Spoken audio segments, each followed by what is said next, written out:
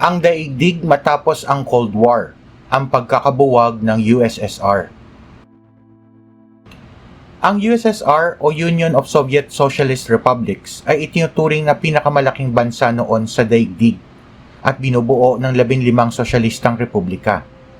Sa 15 estado ay isa lamang ang kumokontrol o pinakasuperior sa lahat, at ito ang bansang Russia.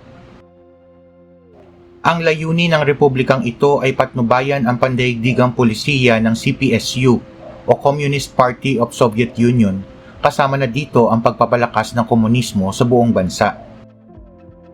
Nakilala sa kasaysayan ng Soviet Union sina Vladimir Lenin na nagtaguyod ng Marxismo, at sa kanyang pagkamatay ay pumalit naman si Joseph Stalin na isang diktador na dating leader ng Georgian Revolution. Mula noon ay nanatili ang pamahalaang komunismo at nagpasalin-salin sa iba't ibang liderato hanggang sa sumapit ang digmaang pandaigdig. Ang pagbagsak ng USSR. Ang pagbagsak ng USSR ay naganap noong December 25, 1991, 74 na taon matapos ang Bolshevik Revolution, nang magbitiw si Mikhail Gorbachev at opisyal na tinapos ang pag-iral ng Soviet Union. 7:32 PM ng gabing iyon ay ibinaba ang bandila ng Soviet Union mula sa Kremlin sa huling pagkakataon at itinaas ang bandila ng Russia. Ang USSR ay naging 15 malalayang estado na siyang nagdala sa tuluyang pagwawakas sa Cold War, isang hidwaan na tumagal ng mahigit 40 taon sa pandaigdigang ugnayan. Ang pagbagsak ng USSR ay isang komplikadong kaganapan na naimpluwensyahan ng panloob at panlabas ng mga kadahilanan. Ating talakayin ang ilan sa mga pangunahing salik na nag-ambag sa pagbagsak ng Unyong Sobyet. Ang pagwawalang kilos ng ekonomiya. Ang ekonomiya ng Sobyet ay naharap sa mga malubhang problema sa istruktura, kabilang na ang kawalan ng kahusayan, mga pagkabigo sa gitna ng pagpaplano at kakulangan ng pagbabago. Mga reforma ni Gorbachev. Ang mga patakaran na ipinakilala ni Mikhail Gorbachev na Glasnost at Perestroika ay naglalayong reformahin ang sistema ng Sobyet. Ang Glasnost ay isang salitang Ruso na nangangahulugang pagiging bukas, ay isang patakaran na ipinakilala sa Unyong Sobyet ni Mikhail Gorbachev noong huling bahagi ng dekada 80. Nilalayo nitong pataasin ang transparency sa gobyerno at lipunan na nagbibigay daan para sa higit na kalayaan sa pagsasalita, pamamahayag at pagiging bukas sa politika. Ito ay isa sa mga pangunahing bahagi ng mas malawak na programa na reforma ni Gorbachev, kasama ang Perestroika na nilayon upang muling pasiglahin ang sistema ng Sobyet.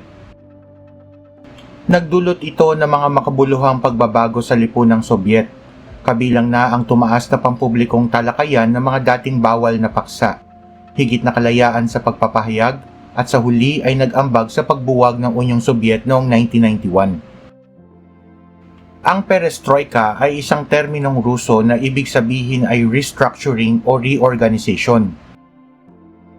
Nilalayo ng Perestroika na pasiglahin ang ekonomiya ng Sobyet at sistemang pampolitika sa pamamagitan ng pagpapakilala ng mga elemento at mekanismo ng pamilihan at desentralisasyon. Nagkaroon ng mga pagtatangka na reformahin ang iba't ibang sektor ng ekonomiya, kabilang agrikultura, industriya at kalakalang panlabas. Ang mga reforma na pinatupad ni Gorbachev ay nagdulot ng mga makabuluhang hamon at hindi sinasadyang mga kahihinatnan tulad ng pagtaas ng kahirapan sa ekonomiya para sa maraming tao at ang pangangailangan para sa kalayaan sa mga republika ng Sobyet. Nasyonalismo at etnikong tensyon. Ang Unyong Sobyet ay isang multi-etnikong estado na binubuo ng iba't ibang mga republika na may natatanging kultura, lingwistiko at makasaysayang pagkakakilanlan. Ang mga tensyong etniko at ang mga reforma ni Gorbachev ay hindi sinasadyang nagpalakas ng loob ng mga kilusang nasyonalista, lalo na sa mga estado ng Baltic, Ukraine at Caucasus. Ang kawalang tatag sa politika.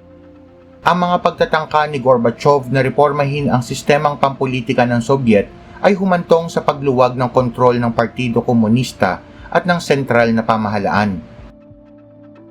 Lumikha ito ng vacuum ng kapangyarihan at nagbigay daan para sa paglitaw ng mga alternatibong puwersang pampulitika, kabilang ang mga grupo ng oposisyon at mga kilusang nasyonalista.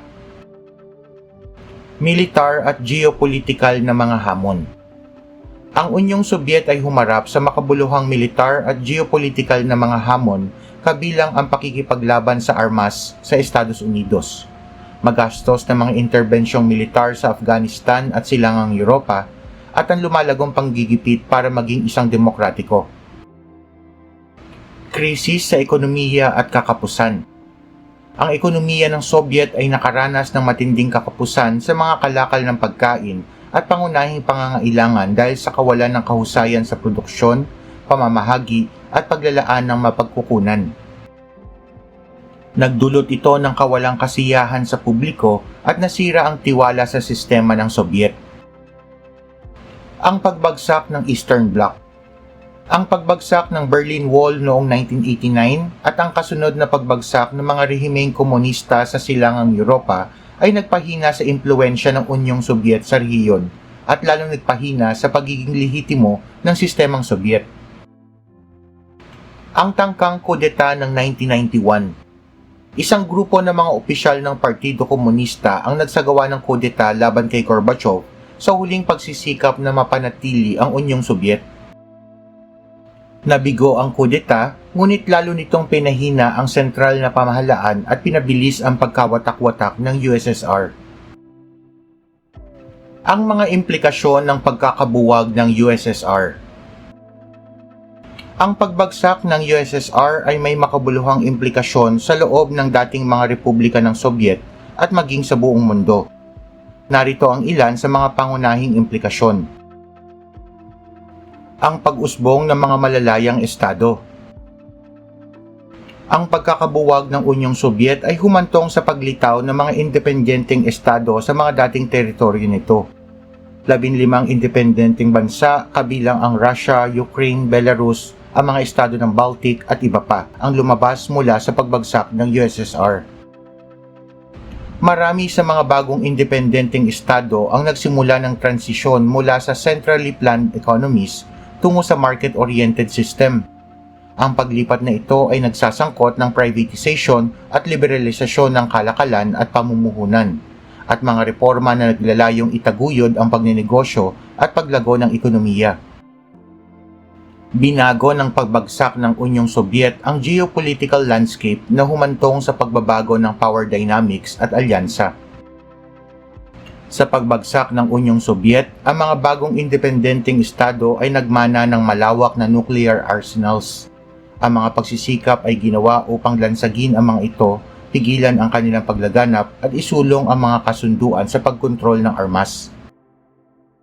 Ang pagbagsak ng Unyong Sobyet ay may implikasyon sa pandaigdigang ekonomiya, kabilang ang mga pagbabago sa mga pattern ng kalakalan, daloy ng pamumuhunan at mga merkado ng enerhiya.